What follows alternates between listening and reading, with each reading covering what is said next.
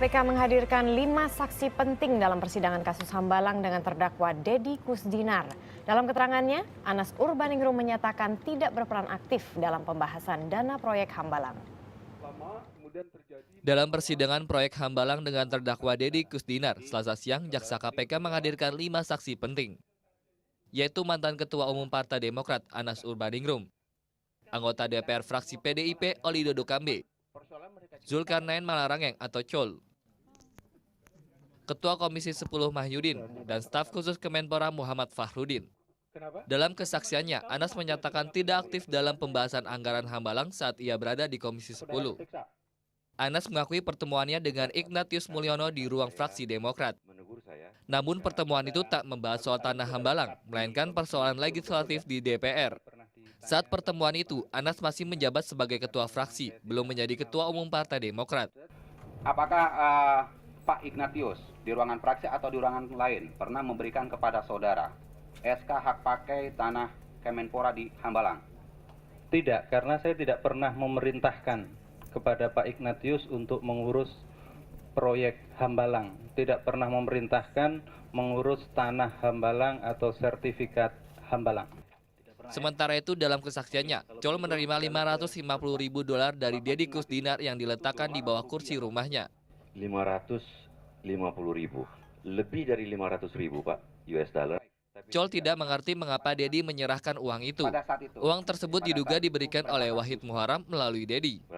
Berapa kardus? Cuman satu alat Pak, satu tempat aja, satu tas plastik. Satu tas plastik. Betul. Nah ini yang kami heran karena keterangan saksi lain itu ada 4 sampai 5 kardus itu kan.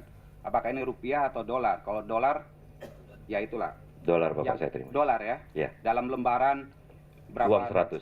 100 dolar. Ya. Jadi itu ada 5 gepok, kemudian ada yang tidak utuh yang saya sampaikan pada penyidik waktu itu kira-kira 50.000. Pada sidang sebelumnya, Andi Malarangeng mengakui keterlibatan adiknya yang menerima fee untuk pembangunan proyek Hambalang.